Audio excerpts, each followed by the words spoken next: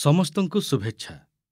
ଏବେ ଆସନ୍ତୁ ଜାଣିବା ପ୍ରାକୃତିକ ଆଲୋକ କିମ୍ବା ଉପଲବ୍ଧ ସୂର୍ଯ୍ୟକିରଣରେ ଆମେ ସାଧାରଣତଃ କିପରି ଭାବରେ ଫଟୋ ଉଠାଇ ପାରିବା। ଆସନ୍ତୁ ଦେଖିବା। ସେଥିପାଇଁ ଆମକୁ ଏକ ସେଟଅପ୍ ସୃଷ୍ଟି କରିବା ଆବଶ୍ୟକ, ଯେଉଁଠାରେ ଆମେ ଏକ ପୃଷ୍ଠଭୂମି ସେଟ୍ କରୁ ଏବଂ ସେଇ ବ୍ୟାକଗ୍ରାଉଣ୍ଡ ସେଟ୍ କରିବା ପାଇଁ ମାନେ ଆମର ସେଇ ସେଟଅପ୍ ତିଆରି କରିବା ପାଇଁ ଆମର କ'ଣ କ'ଣ ଆବଶ୍ୟକ ହେଇଥାଏ, ଆସନ୍ତୁ ଦେଖିବା। ପ୍ରଥମେ ଆମକୁ ଦୁଇଟି ବ୍ୟାକଗ୍ରାଉଣ୍ଡ ଷ୍ଟାଣ୍ଡର ଆବଶ୍ୟକତା ଅଛି ଏବଂ ଏହି ବ୍ୟାକଗ୍ରାଉଣ୍ଡ ଷ୍ଟାଣ୍ଡ ସହିତ ଆସିଥାଏ ଏଭଳି ଏକ ବ୍ୟାକଗ୍ରାଉଣ୍ଡ ରଡ୍, ଯାହା ବ୍ୟାକଗ୍ରାଉଣ୍ଡ ଷ୍ଟାଣ୍ଡ ସହିତ ସଂଯୁକ୍ତ ହୋଇପାରିବ। ଏହା ବ୍ୟତୀତ ଆମର ଦରକାର ଗୋଟିଏ ଟ୍ରାଇପଡ୍। ଏହି ଟ୍ରାଇପଡ୍ ସହ ଆପଣଙ୍କ ମୋବାଇଲ ସଂଯୁକ୍ତ ହେବ ଏବଂ ଏହି ଟ୍ରାଇପଡ୍ ଏହି ସୁଟିଂ ପାଇଁ ଅତ୍ୟନ୍ତ ଗୁରୁତ୍ୱପୂର୍ଣ୍ଣ ହୋଇଥାଏ, କାରଣ କ୍ୟାମେରାର ଗୋଟିଏ ଛୋଟ ଗତିବିଧି ମଧ୍ୟ ଆପଣଙ୍କ ଫଟୋକୁ ପ୍ରଭାବିତ କରିପାରେ। ତେବେ ଆମେ ଚେଷ୍ଟା କରିବୁ ଏଇଭଳି କୌଣସି ସମସ୍ୟା ହୁଏତ ଆସିପାରେ, ତାର ଆଗୁଆ ସମାଧାନ କରିବାକୁ ଚେଷ୍ଟା କରିବୁ। ସେଥିପାଇଁ ଆମେ ଏହି ଟ୍ରାଇପଡ୍କୁ ବ୍ୟବହାର କରିଥାଉ। ଆସନ୍ତୁ ଜାଣିବା ଆମେ କିପରି ଭାବରେ ଏହି ସେଟଅପ୍ ତିଆରି କରିଥାଉ। ଏହି ସୁଟିଂ ସେଟଅପ୍ ତିଆରି କରିବା ପୂର୍ବରୁ ଆସନ୍ତୁ ଜାଣିବା ଆମର କେଉଁ କେଉଁ ଉପକରଣ ଓ ଗିୟରର ଆବଶ୍ୟକତା ରହିଛି। ପ୍ରଥମେ ଆମକୁ କ୍ୟାମେରା ଥିବା ସ୍ମାର୍ଟଫୋନ୍ ଦରକାର, ଯେଉଁଥିରେ ଭଲ ଗୁଣବତ୍ତା ରହିଛି। ଫଟୋ ଉଠାଇବା ପାଇଁ ଆପଣଙ୍କ ଅନ୍ୟ ଫୋନ୍ ମଧ୍ୟରେ ସର୍ବୋତ୍ତମ ଗୁଣବତ୍ତା କ୍ୟାମେରା ଥିବା ସ୍ମାର୍ଟଫୋନ୍କୁ ବ୍ୟବହାର କରନ୍ତୁ। ଏବେ ଟ୍ରାଇପଡ୍ ଏକ ଅତ୍ୟନ୍ତ ଗୁରୁତ୍ୱପୂର୍ଣ୍ଣ ଉପକରଣ। ଯଦିଓ ଏଠାରେ ଆମେ ନିରନ୍ତର ଆଲୋକ ଏବଂ ପ୍ରାକୃତିକ ସୂର୍ଯ୍ୟକିରଣରେ ସୁଟିଂ କରିଥାଉ, ଏହି କ୍ଷେତ୍ରରେ ଆପଣଙ୍କ କ୍ୟାମେରାର ଏକ ଛୋଟ ଗତିବିଧି ମଧ୍ୟ ଫଟୋକୁ କ୍ଷତି ପହଞ୍ଚାଇପାରେ। ସ୍ମାର୍ଟଫୋନ୍କୁ ଟ୍ରାଇପଡ୍ ସହ ଯୋଡ଼ିବା ପାଇଁ ଆମକୁ ଏକ ଟ୍ରାଇପଡ୍ ସ୍ମାର୍ଟଫୋନ୍ ଆଡାପ୍ଟର ଦରକାର।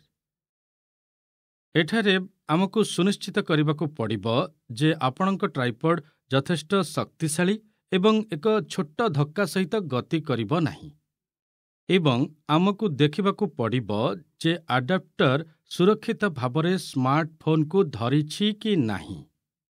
200-300 ଟଙ୍କା ରେଞ୍ଜରେ ଟ୍ରାଇପଡ୍ ମଧ୍ୟ ଉପଲବ୍ଧ, କିନ୍ତୁ ଶସ୍ତା ଟ୍ରାଇପଡ୍ ପ୍ରାୟତଃ ଅସ୍ଥିର ହୋଇଥାଏ। ବହୁତ ଶକ୍ତିଶାଳୀ ଟ୍ରାଇପଡ୍ ପାଇବା ଜରୁରୀ ଅଟେ। ତାପରେ ଆମକୁ ଏକ ରିଫ୍ଲେକ୍ଟର ବା ହ୍ୱାଇଟ୍ ବାଲାନ୍ସ ବୋର୍ଡ ବା ଥର୍ମୋକୋଲ୍ ଦରକାର। ଏକ ରିଫ୍ଲେକ୍ଟର ଭାବରେ ଆପଣ ଅନଲାଇନ୍ ସପିଂ ସାଇଟ୍ରୁ ଏହି ରିଫ୍ଲେକ୍ଟର କିଣିପାରିବେ। ମୋ ମତରେ ଯଦି ଆପଣଙ୍କ ଉତ୍ପାଦର ଆକାର ଛୋଟ, ତେବେ ଆପଣ ଧଳା କାଗଜ କିମ୍ବା ଧଳା ଥର୍ମୋକୋଲ୍ ବ୍ୟବହାର କରିପାରିବେ, ଯାହାକୁ ଷ୍ଟାଇରୋଫୋମ୍ ମଧ୍ୟ କୁହାଯାଏ, ତାକୁ ମଧ୍ୟ ବ୍ୟବହାର କରିପାରିବେ। ଏହା ବହୁତ ଭଲ କାମ ମଧ୍ୟ କରେ। ଏବଂ ଯଦି ଆପଣଙ୍କ ପ୍ରଡକ୍ଟ ଆକାରରେ ବହୁତ ବଡ଼ ଅଟେ କିମ୍ବା ଯଦି ଆପଣ ଶାଢ଼ୀ ସୁଟିଂ କରୁଛନ୍ତି, ତେବେ ଆପଣ ଆପଣଙ୍କ ଉତ୍ପାଦର ଆକାର ଅନୁଯାୟୀ 1ରୁ ଅଧିକ ଥର୍ମୋକୋଲ୍ ସିଟ୍କୁ ଏକ ରିଫ୍ଲେକ୍ଟର ଭାବରେ ବ୍ୟବହାର କରିବା ପାଇଁ ଏକା ସାଙ୍ଗରେ ଲଗାଇ ପାରିବେ। ବିକଳ୍ପ ଭାବରେ ଆପଣ ଏକ ବଡ଼ ସନ୍‌ବୋର୍ଡ ବ୍ୟବହାର କରିପାରିବେ। ଏହି ପଦାର୍ଥଗୁଡ଼ିକର ରିଫ୍ଲେକ୍ସନ୍ କ୍ୟାପାସିଟି ବା ପ୍ରତିଫଳନ କ୍ଷମତା ଏକ କ୍ଷୁଦ୍ର ରିଫ୍ଲେକ୍ଟର ସହିତ ସମାନ କିମ୍ବା ତାଠୁ ଅଧିକା ହେଇଥାଏ। ଏବେ ଆମେ ବ୍ୟାକଗ୍ରାଉଣ୍ଡ ଷ୍ଟାଣ୍ଡ ବିଷୟରେ କହିବୁ। ଛୋଟ ବା ବଡ଼, ମାନେ ଗୋଟେ ଛୋଟ ବ୍ୟାଗ୍ କିମ୍ବା ଶାଢ଼ୀ, ଆପଣ ଯାହା ସୁଟିଂ କରୁଛନ୍ତି ନା କାହିଁକି, ତେବେ ବ୍ୟାକଗ୍ରାଉଣ୍ଡ ଷ୍ଟାଣ୍ଡର ଅତ୍ୟନ୍ତ ଆବଶ୍ୟକତା ରହିଛି। ଏହି ବ୍ୟାକଗ୍ରାଉଣ୍ଡ ଷ୍ଟାଣ୍ଡଗୁଡ଼ିକ ଛୋଟ କିମ୍ବା ବଡ଼ ସେଟଅପ୍ ପାଇଁ ବ୍ୟବହାର କରାଯାଇପାରେ। ଅର୍ଥାତ୍ ଯଦି ଆପଣ ଏକ ଟେବୁଲରେ ଏକ ସେଟଅପ୍ ତିଆରି କରିବାକୁ ଚାହୁଁଛନ୍ତି, ତେବେ ଏକ ବ୍ୟାକଗ୍ରାଉଣ୍ଡ ଷ୍ଟାଣ୍ଡ ଆବଶ୍ୟକ, ଏବଂ ଯଦି ଆପଣ ଶାଢ଼ୀ ସୁଟ୍ କରିବାକୁ ଚାହୁଁଛନ୍ତି, ତେବେ ସେହି କ୍ଷେତ୍ରରେ ଏକ ବ୍ୟାକଗ୍ରାଉଣ୍ଡ ଷ୍ଟାଣ୍ଡ ଅତ୍ୟନ୍ତ ଗୁରୁତ୍ୱପୂର୍ଣ୍ଣ। ଧଳା ପୃଷ୍ଠଭୂମି କାଗଜ କିମ୍ବା ଧଳା କପଡ଼ା ପୃଷ୍ଠଭୂମି। ଯେତେବେଳେ ଆପଣ କୌଣସି ପ୍ରଡକ୍ଟ ସୁଟିଂ କରୁଛନ୍ତି, ସେତେବେଳେ ଛୋଟ ଆକାରର ପ୍ରଡକ୍ଟ ପାଇଁ ବ୍ୟାକଗ୍ରାଉଣ୍ଡ ପେପର ଏବଂ ଶାଢ଼ୀ ଭଳି ବଡ଼ ପ୍ରଡକ୍ଟ ପାଇଁ ବ୍ୟାକଗ୍ରାଉଣ୍ଡ ଫେବ୍ରିକ୍ର ବହୁତ ଆବଶ୍ୟକତା ରହିଛି। ଏହାପରେ ମୁଁ ଆପଣଙ୍କୁ ଦେଖାଇବି ଯେ ଆପଣ କିପରି ଧଳା କଳା କାଗଜ କିମ୍ବା କ୍ୟାଟ୍ରିଜ୍ କାଗଜ ସହିତ ଏକ ବ୍ୟାକଗ୍ରାଉଣ୍ଡ ସେଟଅପ୍ ତିଆରି କରିବେ। ପୃଷ୍ଠଭୂମି କିମ୍ବା କାଗଜ ପୃଷ୍ଠଭୂମିକୁ ରଡ୍ ସହିତ ଚିପିବା ପାଇଁ ଗୋଟିଏ ବୋର୍ଡ କ୍ଲିପ୍ କିମ୍ବା ସ୍ପ୍ରିଂ କ୍ଲାମ୍ପ ବ୍ୟବହାର କରିପାରିବା, ଯାହା ଅତ୍ୟନ୍ତ ଗୁରୁତ୍ୱପୂର୍ଣ୍ଣ। ଆମେ ଏହି ସାଧାରଣ ବୋର୍ଡ କ୍ଲାମ୍ପଗୁଡ଼ିକୁ ଯେକୌଣସି ସ୍ଥାୟୀ ଦୋକାନରୁ ସହଜରେ କିଣିପାରିବା ଏବଂ ଆମେ ଏହାକୁ ବିନା କୌଣସି ଅସୁବିଧାରେ ବ୍ୟବହାର କରିପାରିବା। ଯେଉଁ ଜିନିଷ ସ୍କ୍ରିନ୍‌ରେ ଦୃଶ୍ୟମାନ ହେଉଛି ତାକୁ କୁହାଯାଏ ସ୍ପ୍ରିଙ୍ଗ କ୍ଲାମ୍ପ। କପଡ଼ାର ପୃଷ୍ଠଭୂମି ରଖିବା ପାଇଁ ଏହା ଅତ୍ୟନ୍ତ ଆବଶ୍ୟକ। ଯେତେବେଳେ ଆପଣ ଶାଢ଼ୀ କିମ୍ବା ଦୁପଟ୍ଟା ଭଳି ଜିନିଷ ସୁଟିଂ କରୁଛନ୍ତି, ସେତେବେଳେ ବ୍ୟାକ୍‌ଗ୍ରାଉଣ୍ଡ ଷ୍ଟାଣ୍ଡରେ ପ୍ରତ୍ୟେକ ପାର୍ଶ୍ୱରୁ କପଡ଼ା ବ୍ୟାକ୍‌ଗ୍ରାଉଣ୍ଡକୁ ପ୍ରସାରିତ କରିବା ଆବଶ୍ୟକ। ଏହି କ୍ଷେତ୍ରରେ ଏହା ସବୁଠାରୁ ଉପଯୋଗୀ ଜିନିଷ ଅଟେ। ଡିଫ୍ୟୁଜର। ଏଠାରେ ଏକ ଡିଫ୍ୟୁଜର ଭାବରେ ଆମେ ଟ୍ରେସିଂ କାଗଜ ବ୍ୟବହାର କରିପାରିବା, ଯାହା ମୋଟା କିମ୍ବା ପତଳା ହୋଇପାରେ। ହଁ, ବିକଳ୍ପ ଭାବରେ ଧଳା ମସଲିନ୍ କପଡ଼ା ଭଳି ଅତି ପତଳା ଧଳା କପଡ଼ା ମଧ୍ୟ ମଲମଲର ଧଳା କପଡ଼ା ମଧ୍ୟ ବ୍ୟବହାର କରାଯାଇପାରିବ। ମୁଁ ଟ୍ରେସିଂ କାଗଜର ଫଟୋ ପ୍ରଦାନ କରିନଥିଲି କାରଣ ଆପଣମାନେ ସମସ୍ତେ ଏହା ସହିତ ପରିଚିତ। ଆମେ ବ୍ୟବହାର କରୁଥିବା ସାଧାରଣ ଟ୍ରେସିଂ କାଗଜ। ଯେତେବେଳେ ଆମେ ଲଗାତାର ଆଲୋକରେ ସୁଟିଂ କରୁଥାଉ, ସେଠାରେ ଟ୍ରେସିଂ କାଗଜ ବ୍ୟବହାର କରାଯାଇଥାଏ। ଯଦି ଆଲୋକ ବହୁତ ଶକ୍ତିଶାଳୀ ହୁଏ, ତେବେ ଆଲୋକକୁ ନରମ କରିବା ପାଇଁ ଆମେ ଟ୍ରେସିଂ କାଗଜ ବ୍ୟବହାର କରିଥାଉ। ଆପଣ ଯେକୌଣସି ସାଧାରଣ ଟ୍ରେସିଂ କାଗଜ ବ୍ୟବହାର କରିପାରିବେ। ମହଙ୍ଗା ଟ୍ରେସିଂ କାଗଜ ବି ବ୍ୟବହାର କରିବାର କୌଣସି ଆବଶ୍ୟକତା ନାହିଁ। ଯଦି ଟ୍ରେସିଂ କାଗଜର ଗୋଟିଏ ସ୍ତର ସହିତ ନରମତା ଯଥେଷ୍ଟ ନୁହେଁ, ତେବେ ଆପଣ 2ଟି ସ୍ତର ବ୍ୟବହାର କରିପାରିବେ କିମ୍ବା ଆପଣ ଧଳା ମଲମଲ କପଡ଼ା ବ୍ୟବହାର କରିପାରିବେ। ଯଦି ଆପଣ ଧରିନିଅନ୍ତୁ ସୁଟିଂ କଲାବେଳେ ଉପଲବ୍ଧ ହେଉଥିବା ଆଲୋକ ବହୁତ ଶକ୍ତିଶାଳୀ, ମାନେ ଝରକା ବାଟେ ବହୁତ ଉଜ୍ଜ୍ୱଳ ଆଲୋକ ଆସୁଛି, ତେବେ ଆପଣ ଆଲୋକକୁ ନରମ କରିବା ପାଇଁ ଝରକା ସାମ୍ନାରେ ଗୋଟେ ଧଳା ମସଲିନ୍ କପଡ଼ା ମଧ୍ୟ ଟାଙ୍ଗି ଦେଇପାରିବେ, ଯାହାକି ସେଇଟା ବହୁତ ଉପଯୋଗୀ ହେଇଥାଏ ଏ ଲାଇଟ୍‌କୁ ସଫ୍ଟ କରିବା ପାଇଁ। ଏବେ ଆମେ ଭିଡ଼ିଓ କିମ୍ବା ନିରନ୍ତର ଆଲୋକ ବିଷୟରେ ଆଲୋଚନା କରିବୁ। ଏଠାରେ ଅନେକ ପ୍ରକାରର ନିରନ୍ତର ଆଲୋକ ଉପଲବ୍ଧ, କିନ୍ତୁ ମୁଁ ଏଠାରେ କେବଳ 3 ପ୍ରକାର ନିରନ୍ତର ଆଲୋକ ଦେଖାଉଛି। ପ୍ରଥମେ ରିଙ୍ଗ ଲାଇଟ୍, ତାପରେ ପ୍ୟାନେଲ ଲାଇଟ୍, ଏହାପରେ ଏହାକୁ କୁହାଯାଏ AC/DC ଲାଇଟ୍, ଅର୍ଥାତ୍ ଏହି ଆଲୋକକୁ ବିଦ୍ୟୁତ୍ ଶକ୍ତି ଦ୍ୱାରା ମଧ୍ୟ ବ୍ୟବହାର କରାଯାଇପାରିବ। ତା ସହିତ ବ୍ୟାଟେରୀକୁ ନେଇ, ମାନେ ରିଚାର୍ଜେବଲ୍ ବ୍ୟାଟେରୀକୁ ନେଇ ଏହାକୁ ବ୍ୟବହାର କରି ସେହି ଆଲୋକ ଦ୍ୱାରା ସୁଟିଂ ମଧ୍ୟ କରାଯାଇପାରିବ। ମୁଁ ଏକ ବିସ୍ତୃତ ଆଲୋଚନା ଏହା ଉପରେ କରିବି ନିରନ୍ତର ସୁଟିଂ ଏବଂ ପ୍ରଡକ୍ଟ ସୁଟିଂ ଭିଡ଼ିଓ ଉପରେ।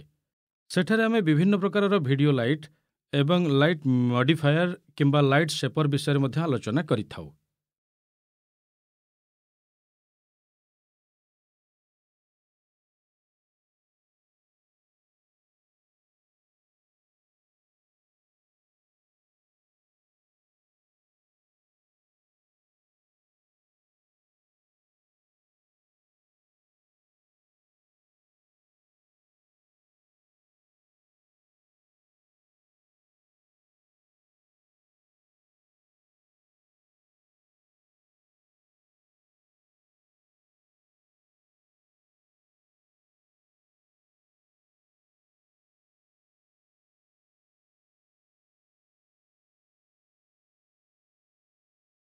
ସେଟଅପ୍ ତିଆରି କରିବା ପରେ ଯଦି ଆମେ ଏକ ଚିତ୍ର ତିଆରି କରୁ, ତେବେ ଏହା ଏପରି ଦେଖାଯାଏ। ଏଠାରେ ମୋ ଷ୍ଟୁଡିଓ ପରି ଆମର ଡାହାଣ ପାର୍ଶ୍ୱରେ ଏକ ଝରକା ଅଛି। ଏକ ଟେବୁଲରେ ଆମେ ଆମର ବିଷୟ କିମ୍ବା କାଗଜ ରଖିଥାଉ ଏବଂ ଏକ ଶ୍ୱେତ କାଗଜ ପୃଷ୍ଠଭୂମି ସେଟ୍ କରୁ ଏବଂ କ୍ୟାମେରାଟି ଠିକ୍ ତଳେ ଅବସ୍ଥାନ କରାଯାଇଛି। ସମଗ୍ର ସେଟଅପ୍ ଏକ ଟପ୍ ଆଙ୍ଗେଲ ଡାୟାଗ୍ରାମରେ ଉପସ୍ଥାପିତ ହୋଇଛି। ଏଠାରେ ଆମକୁ ମନେ ରଖିବାକୁ ହେବ ଯେ ୱିଣ୍ଡୋ ପରି ନିକଟରେ ସେଟଅପ୍ ସୃଷ୍ଟି କରିବା ଦ୍ୱାରା ଉତ୍ପାଦ ଉପରେ ଆଲୋକ ସ୍ପଷ୍ଟ ଭାବରେ ପ୍ରତିଫଳିତ ହୋଇପାରିବ। ଏହାପରେ ଯଦି ଆପଣଙ୍କ ବାମ ପାର୍ଶ୍ୱରେ ଆଲୋକ ପଡ଼ୁଛି, ତେବେ ଏକ ଛାୟା ସୃଷ୍ଟି ହେବ। ସେଥିପାଇଁ ଆମେ ବାମ ପାର୍ଶ୍ୱରେ ପ୍ରତିଫଳିତ ସ୍ଥାନ ପାଇଥିଲୁ। ବାମ ପାର୍ଶ୍ୱରେ ଛାୟା କମାଇବା ପାଇଁ ଆମେ ଏହି ରିଫ୍ଲେକ୍ଟର ବ୍ୟବହାର କରୁଛୁ। ଏହି ପୂରା ସେଟଅପ୍ ସାଧାରଣ ପ୍ରାକୃତିକ ଆଲୋକରେ ସୁଟିଂ କରିବା ପାଇଁ ତିଆରି ହୋଇଛି। ଏଠାରେ ଆମେ ଏହା ମଧ୍ୟ ମନେ ରଖୁଛୁ ଯେ ଆମେ ସିଧାସଳଖ ସୂର୍ଯ୍ୟକିରଣରେ ଫଟୋ ଉଠାଇ ନଥାଉ।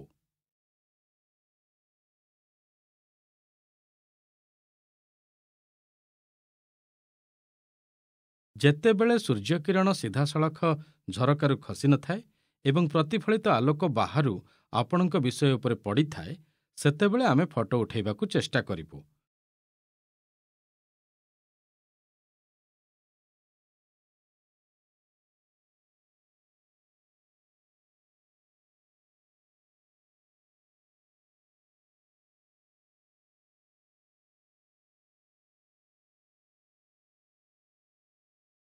କାରଣ ଯେତେବେଳେ ଆପଣଙ୍କ ଉତ୍ପାଦ ଉପରେ ସିଧାସଳଖ ସୂର୍ଯ୍ୟକିରଣ ପଡ଼ିବ, ଏହା ଏକ ଶକ୍ତିଶାଳୀ ଛାୟା ସୃଷ୍ଟି କରିବ।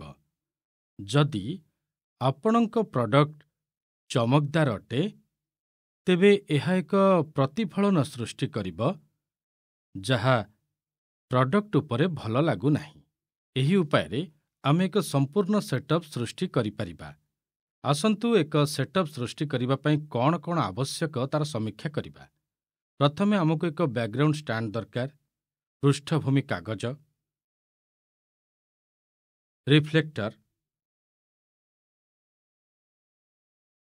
ଗୋଟିଏ ଟେବୁଲ ଯେଉଁଠାରେ ଆପଣ ଆପଣଙ୍କ ଉତ୍ପାଦ ଏବଂ ଏକ ପୃଷ୍ଠଭୂମି ରଖିପାରିବେ। ଯଦି ଏହା ଏକ ଛୋଟ ଆକାରର ପ୍ରଡକ୍ଟ, ତେବେ ଆପଣ ଏହାକୁ ଏପରି ରଖିପାରିବେ। ତେବେ ବଡ଼ ପ୍ରଡକ୍ଟ କିମ୍ବା ଶାଢ଼ୀ ପାଇଁ ଆପଣ ଏହାକୁ ଏହି ଉପାୟରେ ରଖିବେ ନାହିଁ। ଏପରି ସ୍ଥଳେ ଆପଣଙ୍କୁ ଟେବୁଲର ଆବଶ୍ୟକତା ପଡ଼ିବ ନାହିଁ। ଆପଣ ଆପଣଙ୍କ ପୃଷ୍ଠଭୂମିକୁ ଫ୍ଲୋରକୁ ବିସ୍ତାର କରିବେ ଏବଂ ଏହା ଉପରେ ଉତ୍ପାଦ ରଖିବେ। ଯେତେବେଳେ ଆମେ ପ୍ରାକୃତିକ ଆଲୋକ ବ୍ୟବହାର କରି ଉତ୍ପାଦ ଫଟୋଗ୍ରାଫି ଅନୁସନ୍ଧାନ କରିବୁ, ଆମେ ଏହି ବିବରଣୀଗୁଡ଼ିକୁ ଅନୁଧ୍ୟାନ କରିବୁ। ଧନ୍ୟବାଦ।